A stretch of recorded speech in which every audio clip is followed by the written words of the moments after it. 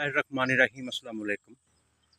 तो साडी इस वक्त इस स्टेज ते कपाह दी की सूरत हाल है। देखो बारिश तो बाद असी देखना कि साडी कपाह ते किस चीज़ का हमला वा, कि सानू स्प्रे करनी चाहिए है।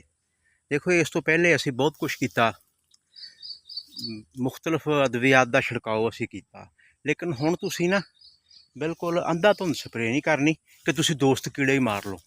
डीपली तुसी इस नूं देखना वा कि बारिश तो बाद की सूरत हाल हुई है। पत्तियां दे पुट्ठा करके भी तुसी देख लेना वा।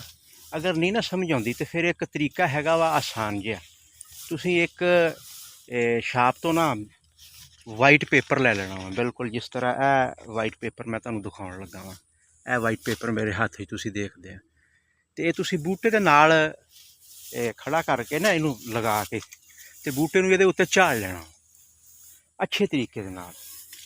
फिर अगर तो तुसी सूझबूझ रखदे आ तो तुहानूं पता लग जूगा सब्ज़ तेला, सफैद मक्खी, थ्रिप्स सुरजून, इन्हां दी शनाख्त तुहानूं हो जूगी। अगर तुहाडे कोल शनाख्त नहीं हुंदी तो फिर तुसी इस वाइट पेपर दी ना अच्छी जी किसी आईफोन के नाल ही तस्वीर बना लेनी ते ओह तुसी एक्सपर्ट बंदे नूं जाके दिखा लेनी है।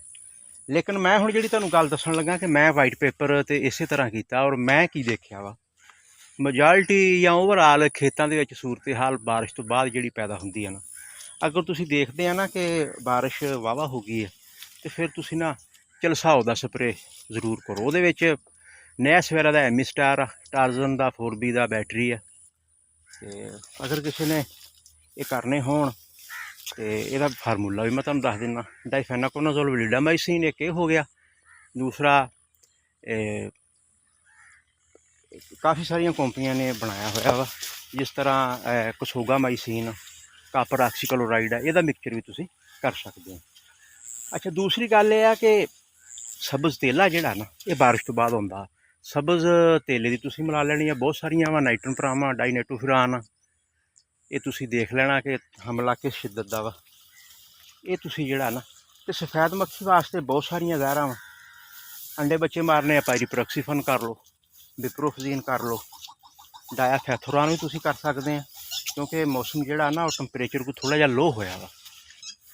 इस सिफारिशात ते तुसी अमल पैरा हो के ना इनू कपाह की फसल नूं बेहतर बना सकते हैं।